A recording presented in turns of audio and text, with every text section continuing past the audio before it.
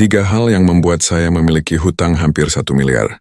Yang pertama, saya nggak pernah belajar cara ngatur gaji. Setiap gajian, yang saya pikirin cuman apa yang mau saya beli habis gajian. Beli barang incaran, jalan-jalan dan makan enak.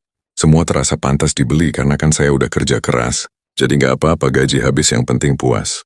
Tapi ternyata, kebiasaan ini berjalan selama bertahun-tahun dan membuat kerja keras saya selama ini seperti tanpa arah keuangan.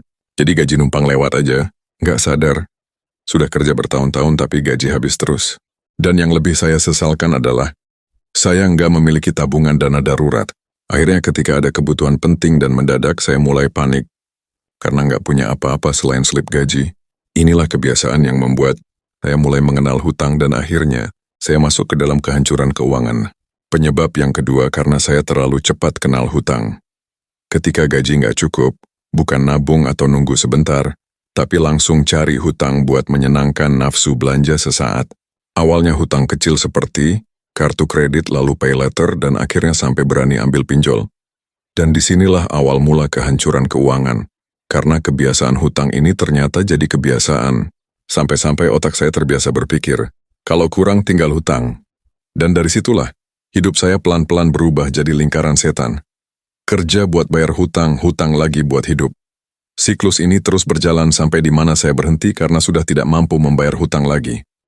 Dan sebab ketiga yang menyebabkan saya punya utang hampir 1 miliar adalah, saya nggak punya tabungan dan dana darurat.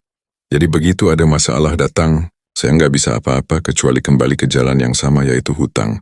Dan mulai dari situ, hutang saya semakin menumpuk sampai hampir 1 miliar.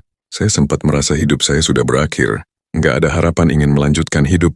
Apalagi hampir semua gaji saya hanya untuk membayar tagihan. Kalau kamu sekarang lagi mulai kerja, atau baru punya gaji, tolong belajar dari saya.